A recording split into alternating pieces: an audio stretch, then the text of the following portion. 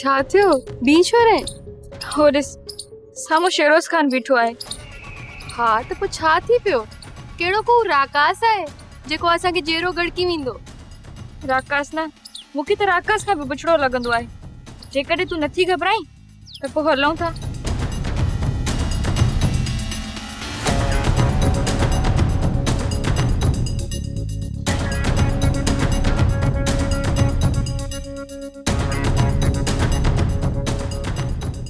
शाबाश वाह माशाअल्लाह सुभान अल्लाह वाह कुदरत तो जो करशमो बागन में बहारी नहीं अज कुंजू कतारन में सो बंक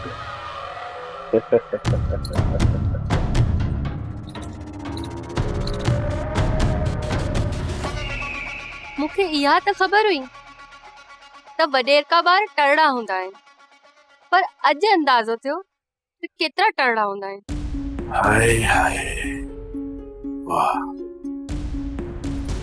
तुंहिंजो आवाज़ त सफ़ा बांसुरी जे सुरन जहिड़ो आहे।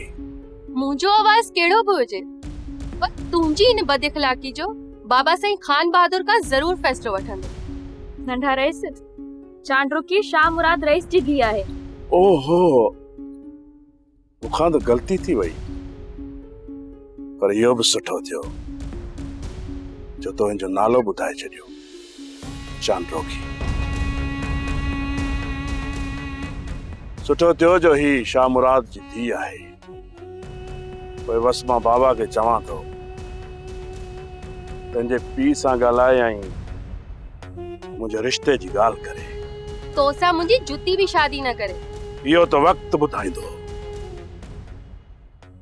चओ त मां बि खान बहादुर फेरोज खान जो पुटु शेरोज खान आहियां। शायदि तोखे ख़बर न आहे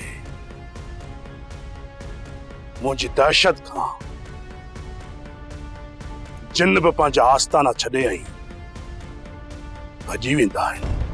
इहा ॻाल्हि आहे त मूंखे तुंहिंजो चैलेंज क़बूल आहे।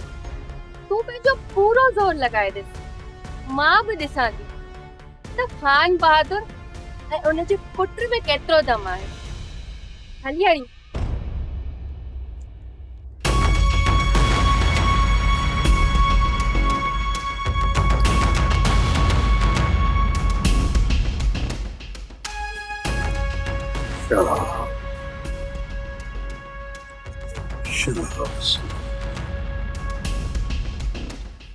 राणा हसीन चेरा शेरोज खान के चैलेंज कंदा आहिनि। उनजी चैलेंज खे मां दिल सां क़बूल कंदो आहियां, दिल सां। बाबा साईं जे बकौल चांडरो के रुखसार शादी जे लाइ मंजरायो कीअं आहे? मूंखे त वॾी आकड़ मां चैलेंज करे वेठी आहे त पोइ चोरी आसानी सां मञो कीअं? मुमकिन ही ना है दिया मुझसे शादी कर चले रासी दे। जरूर रुखसार विच में को चक्कर हलायो है जंहिंजो बाबा साईं के को बिलम ना है।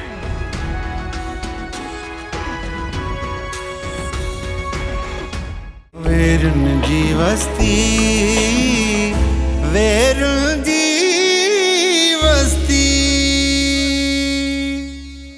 सब्सक्राइब कयो असांजो ऑफिशियल YouTube चैनल सिन टीवी HD ड्रामा ऐं वधीक अपडेट लाइ बेल आइकन खे क्लिक करियो।